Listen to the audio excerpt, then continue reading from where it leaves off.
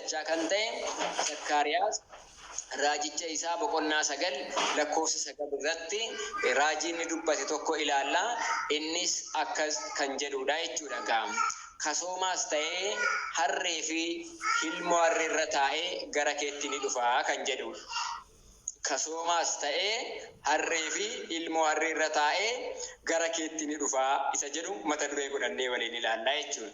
Tiwuutonoom አህያና በአህያይቱ ውርንጭላ ላይ ተቀምጦ ወደ አንቺ ይመጣል የሚል ርዕስ ወስደን በአምላካችን መልካም ፍቃድ እንማማርበታለን። ጀቻ ከነ ከዱበት ኤኙ ከንጀነ ራጆተ ጥቆወን ጅረን ራጆተ መነ ክርስቲያና ኬሳ ጃለተማ ፊ ከበጀማ ዲግኒሳ መነ ቁልቁሉማ ፉልዱረት ከነንገለ ነሚ ከበጀማን ኩን ዘካርያስ Rajaatu muraajennee kan isa waamnu barakaku duraa keessatti abbaan qulqulluun kun waa'ee dhufaatii Kiristoos immoo akkamittiin gara mandara eebbifamtu gara mandara kakuu gara mandara Waaqayyoon jaalate akkamitti akka inni itti dhufu kan ittiin dubbatedha jechuudha. Kanaafis raajii dubbate keessatti qulqullichi Zakkaariyaas Iyesuus Kiristoos gara Yerusaalem akka dhufu inni dhagaa Tsiyooniidha. Dhagaa tokko dhagaa jireenyaa Tsiyoon irra nan kaa'a. Warri isaanitti amanan, warri dhagicha irratti ijaaraman yoomiifillee bara baraafillee yeellaan jedhee akkuma Kiristoos Yesuus tawaayidoodhaan akka kabajamu akka dhufee fayyinaaf iddoo sana dhaabbatu fannifamuu isaatiin akka inni nu fayyisu kana hundumaa akkuma kaasee Raajimessi kun raajicha Zakkaariyaas boqonnaa 9 lakkoofsa 9 irrattis jecha dhufaatii Kiristoos gadi of qabeen bifa namaa qabatee gadi jedhee akkuma namni salphataan tokko gadi of qabeen harree irra taa'utti inni gateetti kiruubeel irra taa'u inni kochoo kiruubeel irratti fe'amee jiraatu teessoo isaattumtuu siquu kan hin dandeenye iddoo lufinaa sanarra kan taa'u Waaqayyo mootii fi kabajamaan Tiwuutonoo kasoomaa ta'ee tiitinnaadhaan guutamee gadi of qabee gara mandara jireenyaa gara mandara kakuu gara mandara Daawit gara iddoo kabajamtu gara mana qulqullummaa isaa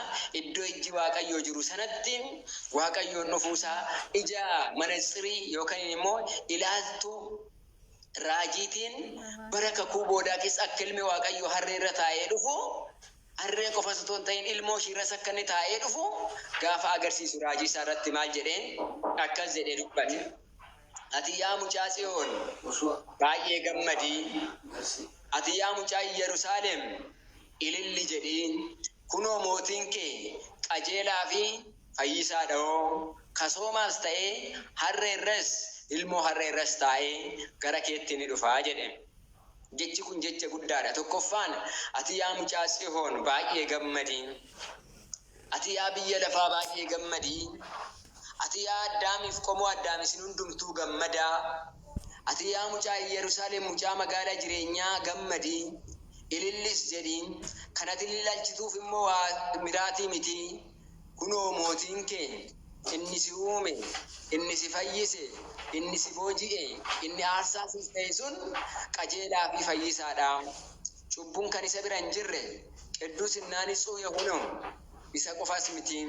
Akkuma guyyaa boruu Hosaa'inaa jennee waamnu maaloo amma fayyisi jennu inni Yerusaalem gara keetti dhufu qajeelaa fi inni fayyisaadha. Inni maqaan isaa fayyisaadha. Kasoomaas ta'een Tiwuutonoo qulqulluu ta'ee kasoomaa ta'es gara keetti kunoo harree fi ilmoo harree irra taa'ee ni dhufa kan jedhu dubbii kana kaasa. Dubbii kana keessa cidii hedduudha kan jiru yaa saba Waaqayyoo. Dubbii kana keessa fayyina guddaadha kan jiru. Abbaan kun onnatee ifaan ifarratti inni Tsiyoonitti dhufu, inni mandara Yerusaalemitti dhufu, inni dhufee fayyina kennuudhaaf jiru kun inni eenyudha yoo jenne inni qajeelaadha, inni fayyisaadha. Fayyinni sunis wanta dhufuu jiruuf daa'imman dugdaa haadha isaanii irra jiran, daa'imni harma hodhan akkuma abbaan keenya Daawit faarfannaa isaa faaruu 8 lakkoofsa 2 irratti inni daa'immanii fi warreen harma hodhanirraa afaan isaanii keessaa ofii isaatiif galata qopheeffate ofiisaatiif ulfinaa fi kabaja qopheeffate galata isaa akka dubbataniif wallaaltota irraa fuudhee beektota warra jedhaman irraa fuudhee warra homaa hin beekan warra wallaaltota jedhaman irraallee Waaqayyoon galata qopheeffate jedhee akkuma dubbate fayyisaadha inni maqaa Waaqayyootiin nuuf eebbifamaadha jechuurra darbanii maaloo amma nu fayyisi maaloo fayyinaaf dhufteertaati ariifadhuu nu fayyisi Si'ool keessatti gubanneerraati amma nu fayyisi Gidiraan keenya baay'ateeraati amma nu fayyisi Abbaan keenya Addaamii fi qomoon isaa hundumtuu Si'ool keessatti waggaa 5,500 garaftuu seexanaatiin gubatanii galaana ibiddaa keessatti dhiphatanii barri rakkina keenyaa ulfaataadha boqonnaan erga nurraa fagaatee tureera bara keenya hundumaa si eeggachaa ture maaloo amma fayyisi jedhu daa'imni sun kadhannaan daa'imaa Osaayinaa jedhanii dubbachuun daa'immanii fayyina isaa warri gurguddoon sun Kiristoos duukaa deemanii uffata isaanii lafa buusanii damee baalameetti yookaan zambaabaa ciranii jala afanii wajjin walitti nuuf saaba Waaqayyo guyyaa kanarratti jechuudha. Kanaaf abbaan keenya Zakkaariyaas raajicha isaa 9 irratti qoricha ta'e qajeelaa madaanii tono qorichaa fi fayyisaa ta'e kasoomaa ta'e gadoof qabaa ta'e inni gateetti kiruubirra jiru inni teessoo olaanaa irra jiru inni iddoo ulfinaa jiru gadoof qabee ilmoo harree irra taa'ee dhufee isa jedhu kana qulqulluun Phaawulosis maal jedhereen Filiippisuusii boqonnaa 2 lakkoofsa 6 kaastanii hanga lakkoofsa 10tti gaafa dubbistan Filiippisuusii boqonnaa 2 lakkoofsa 6 kaastanii hanga lakkoofsa 10tti gaafa dubbistanii ኢየሱስ ክርስቶስ አኩማ ዘካርያስ ቲዩቶኖ ራሱን ዝቅ አድርጎ ራሱን አዋርዶ በአህያና በወንጭላይቱ ላይ ተቀምጦ መጣ እንዳለው አኩማ እንጀደሰን ኢየሱስ ክርስቶስ የእግዚአብሔር ቃል ቅዱስ ጳውሎስ በፊልጵስዩስ 2:6 ላይ እሱ በአምላክ አምሳል ሆኖ ሳለ ከአባቱ ጋርም የሚያስተካክል ክብር ይዞ ሳለ እሱን እንደምንም አልቆጠረም አምላክን እንደመቀማት ወይም ደግሞ ገና የአዲስ አምላክነት ፍለጋ ሳይሆን ከአባቱ ባህሪ የተገኘ አመለሙማ አባሳራ ከንጅሩ እኒ ዋቀተ የቶጅሩ ኡልፍነ አባሳትቲንስ ወሪሰ ቂጤስ ኦቱ መቀቡ ከነከዋ ተቆጥስ ዮ ከነከሳ ብቻ ፍለተ ተቆጥስ ይለኮፍኔ ከናፍስ ገዲዮፍ ቀበ ቢፈገር ብቻ ሳቀበቴ ፈከኘ ነማቲን አለቴ biyya lafaattis maqaan addaa isaaf kenname maqaan isaa hundarra kan ol ta'e innis du'aaf kan abboomame duutisaas du'a fannoo kanaaf inni fayyisaa waaqa waan ta'eef jilbuu hundumtuu ኢየሱስ ክርስቶስif አጅልበፈተ jedhe lakkoofsa 10 irratti kan inni cufe አምላካችን ትሁት ሆኖ ሰው መስሎ በሰው አምሳል የሰውን ስጋ ለብሶ ዝቅ ብሎ ዛሬ በመሐከላችን በኢየሩሳሌም ሰላም ሊያወርድልን አምላካችን በመሐከል ተገኘ Waaqayyoon keenya fayyisaa ta'e qoricha ta'e gadoof qabee bifa garbichasaa fudhatee fakkeenya namaatiin dhalatee du'a fannootiif abboomamee innis du'a moo'ee qabee ol qabamee maqaan isaa jajamee akkasumas immoo maqaan addaa fayyisaa qoricha oolchaa jedhamu isaaf kennameera waan ta'eef jilbuun hundumtuu Yesuus Kiristoosiif aasa gadu jedhamee akkuma dubbatame guyyaa har'aa Waaqayyoon Aariyaam irra kan taa'u iddoo ulfinarra kan taa'u gateetti kiruubillarra kan taa'u abbaan mana kiristaanaa keenya tokko kanaafidha jecha guddaan inni akkas jedhee dubbate akkas jedha akka nama salphataatti si jedha kitaaba Gibra Imaamaatii kan boruu irratti gaafa dubbisnu akka nama salphataatti harreerra fi ilmoo harreerra taa'ee dhufullee inni garuu isa koochoo fi geejbaattu yookaan immoo saragillaa kiruubeel irratti kan galateeffamuudha inni gubbaa waaqa irratti jajamaadha har'a gadi qabne harree fi ilmoo harree irratti kan isa arginu kana miti waaqayyoon keenya gaafa jajannu ከዘበነ ኪሩብ በኪሩቤል ጫንቃ ላይ ተጭኖ በሰረግላ ላይ ተጭኖ በሳሰረግላ ላይ ተጭኖ ከፍ ከፍ ተብሎ የሚመሰገን ልዑል ነው ኦላና ከንቴ ዋቀዮ ጀጀማ ገቴቲ ክሩቤል ይረት ኡልፋታ ፊ ከበጀማ ተኤ ዋቀይ ሰጀጀኑዳ አረ ኢልሞ አረ ይረት ላለ ቆፈ ከነከስቲ ወኙፍ እይኑ ሚቲ ይጀዳ አያነ ከነሲ ጋጉንዲ ኬኛ ጌኘ ጋፈ ከበኙ እግዚአብሔር ምን ያህል ራሱን አዋርዶ በአህያና በአህያይቱ ውርንጭላ ላይ የተቀመጠ አስቡት አመዛዝኑት አማ ኢላሉ ቆፋሬ ማሎ ዋቀዮን ቴሶሳ ወልብረቀባ መዳላ gubbaatti gaafa arginu gateettii kiruubeel irratti fe'ameeti kan inni jiru. Kiruub yookaan immoo kiruubeel kan jennu mana kiristaanaa keenya keessatti si'ilii Sillaasee gaafa kaasnu tokko bifa namaatiin jira, tokko immoo bifa allaattiitiin jira, tokko immoo asitti bifa sa'aatiin jira, inni tokko immoo asitti bifa leencaatiin jira. Isaan kun hundumtuu maalidha kan isaan agarsiisan yoo jenne kiruubeel jedhamu. Warra teessoo Waaqayyoo baatanidha. Warra Waaqayyo irratti fe'amee teessoo isaa irratti diriirfatee taa'uudha. Lubbu qabeeyyii arfan kan jedhaman, gateettii kiruubeel kan jedhaman, kiruub isa bifa sa'aa qabu, kiruub isa bifa namaa qabu, kiruub isa bifa allaattii qabu, kiruub isa bifa leencaa qabu. Isa kana gateettii kanarratti fe'amee Waaqayyo inni jiraatu, Waaqayyo inni jajamu, Waaqayyo inni fakkeeffamu, har'a garuu yeroo inni dhufee ilmoo harreerra taa'u. Akkam nama ajaa'ibu saba Waaqayyo. Lamaannis biloo eenyuuf jedheetidha iddoo kanatti kan dhufe. Gateettii kiruubeel sana ergamoonni kiruub jedhan, ergamoonni gurguddoon, ergamoonni ulfina qabeeyyiin kiruub isaan hin jennu. Gateettii isaanii inni bifa simbiraatiin fakkaatus gara Waaqayyootti hin ilaalu, kallattii biraa ilaala. Inni bifa namaatiin fakkeeffamus kiruubeel ergamichi suni ija isaatiin gara Waaqayyoo hin ilaalu. Inni bifa leencaatiin fakkeeffames akkasumas immoo inni bifa sa'aatiin fakkeeffames gara Waaqayyoo hin ilaalani. Teessoo ulfinaa sana gateettii isaan irra baatanii ulfinaan rommaa fi hollachaa Waaqayyoon galateeffachaa akkasumas immoo fuula isaanii fuuldura kan dhaabbatan Suraafeel kan jedhaman luboonni 24 sun immoo cinaa qabatanii dabareedhaan iddoo lamatti wal qoodanii aarsaa Waaqayyoodhaaf kan itti dhiyeessan. Waaqni sun gadi bu'ee gara dubaroo Maariyaam keessa bulee inni gateettii guddaa sanarra geejbaattu yookaan saragillaa guddaa sanarra kan taa'u. Har'a garuu dugda harree irratti gaafa arginu akkam nama ajaa'ibu saba Waaqayyo. Akkamittis nama ajaa'ibu. Adinaaqootiin isaaf qabnu agamiree laata.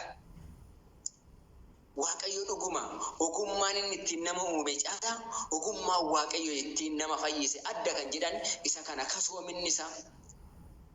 Gaaf kam nama nu ajaa'ibu jalqabe gaafa Bitootessa 29 waa'ee Waaqayyoo nu ajaa'ibu kan inni jalqabe. Gaaf kam jechi Waaqayyo abbaa garaa namaa keessatti maayitsana dingil Maariyaam gadameessa xiqqoo sana keessatti waaqnumti addunyaa harka isaa keessatti qabe gaafa buluudha kan nama ajaa'ibu. Harreerra taa'umsaa kasoomina jedhee kan Zakkaariyaas kaaseefis kana. ትሁት ሆኖ ንጉስሽ በአህያና በአህያ ይቱሪን ጭላለ ከሶማቴ ገዶፍ ቀባቴ አባ ጊዮርጊስ ንጋስጫስ ጋፈ ዱበቱ ማልጀዳ ዋቀዮን ጋፈኑ ፈይሱዳፍ ጀዲ ከሶሚናን ገረ ኬኘት ዱፌ ጀዲ አይ መጽሐፈ ምስጢሪ ከንጀደሙ በቆና አፍርታ መራት ጋፈ ዱብስተን ለኮርሰ ኩደ ሰገልረት ማልጀዳ መታሳ ገዲ ቀቤ ዱፌ ከናፊስ አርከ ዮሐንስ መታ ክርስቶስ ዘለት ያርግኔ ጀዳ Mataa Kiristoos harka Yohaannis jalatti argine. Harki Yohaannis mataa waaqummaa gaara.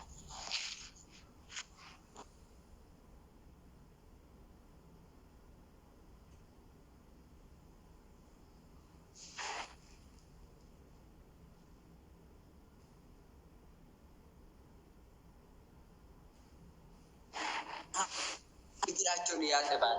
Kiristoos garuu waaqa ta'e utoo jiruu gadi of qabee gadi jedhee kasoominaaf tiitinnaa guddaadhaan gadi of qabeessa guddaadhaan kunoo luka duuka bu'ootaa jala taa'ee luka isaanii dhiqaa. Kanaaf isa ajaa'ibsiifannu jedha. ለዚህ እኮ ነው በክሩቤል ላይ ጫንቃ ላይ የተቀመጠ ንጉስ waaqni yookaan mootiin gateettii kiruubii irra taa'u sun har'a ilmoo harree irra taa'ee gara keenya dhufe jedhee abbaan keenya Zakkaariyaas raajichi isaa boqonnaa 9 lakkoofsa 9 irratti kan inni dubbateef kanaadha. Ayyaanni kun kan ayyaana ulfinaati. Ayyaana kanarratti Israa'eloonni guyyaa har'aa kana ayyaana Hosaa'inaa gaafa kabajan dhugumatti Kiristoos ilmoo harree irra taa'ee dhufuun nagaa nu buusuufidha. Waaqa fayyina keenyaa fi isa kana jedhanii akka hin taane kitaabni Gibra Imaamaatii guyyaa kana sirriittidha kan inni yaadu kan inni iddoo kanatti kaa'u jechuudha. Isaan uummanni Israa'el yeroo ayyaana Hosaa'inaa uffata ofirraa baasanii jala afan baallaa mukkeenii ciranii yeroo jala afan damee baalameetti qabananii yeroo duukaa deeman isaan kunneen Iyyasuus Kiristoos fayyisaa foon keenyaati. fayyisaa lubbuu keenyaati, oolchaa lubbuu keenyaati. Bittaa cubbuu, bittaa seexanaa waggaa 5,500 jalatti kufne keessa nu baasa kan jedhuuf miti kan isaan kabajaa turan. Mootummaan isaanii seera ooritii keessatti kan ture. Kitaaba keessatti lammaffaa mootota boqonnaa 9 lakkoofsa 13 irratti, lammaffaa mootota boqonnaa 9 lakkoofsa 13 irratti Israa'eloonni gaafa mootii isaanii mootiidhuma biyya lafaa mootii foonii tokko moosifatan isaan akkaataa bartee isaaniitti maal godhuu? Nama moosisan sana fardanni yaabbatu yookaan karaa inni deemu wayaa isaa baasanii jala afuu, damee baalameetti immoo ciranii jala buusuun aadaa isaanii ture. Kiristoosis kan isaan akkasitti kabajaa jiran boruyyuu baay'een namaa kun akkamitti kabaja jettan amma ayyaana Hosaa'inaa baay'ee ishee kan faarfatu yookaan immoo kan taphachaa jiru namni baay'een isaanii jira baay'ee. Isa kamiidhaan ni laatan nuti kabajaa jiru? እውነት የጌትነቱን ነገር ለማክበር ነው ስጋዊ ነገር ነው? Foonawaa kana moo ulfina waaqummaa ol qabuu isaati.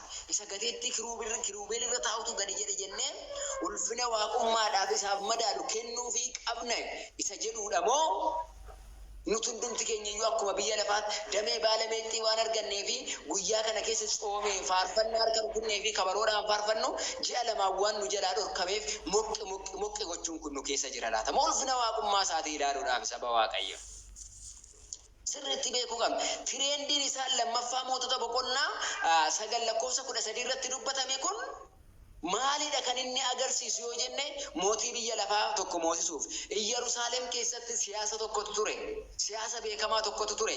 Maalidhaaf yeroo Kiristoos Yesuus gara biyya lafaatti fayyina keenyaaf dhufutti biyyi Yihuudootaa, biyyi warra Ibrootaa, biyyi Kiristoos itti fannifame, biyyi qomoon inni dhufee jidduu isaaniitti dhalate turan uummanni sun. Rakkoon siyaasa Israa'elootaa maali yoo jenne bara sanatti addunyaa kana bal'inaan kan bulchaa ture impaayera yookaan sirna bulchiinsa abbaa gonfoo warra Roomaa ture. Sirna bulchiinsa warra Roomaa sana ture. Kanaafis jarreen kun halkanii guyyaa heeyitota kan jedhaman subaayee qabatanii akka isaan gadaamatti galanii kadhataniif, warri kaan immoo akka ammaasiyaanii ta'anii bosona galanii lolaniif bakka sadiitti wal qoodanii warri kaan immoo seera sana hojjechuudhaaf kan akka Fariisotaa jennu hojii akkasii hojjetu turan.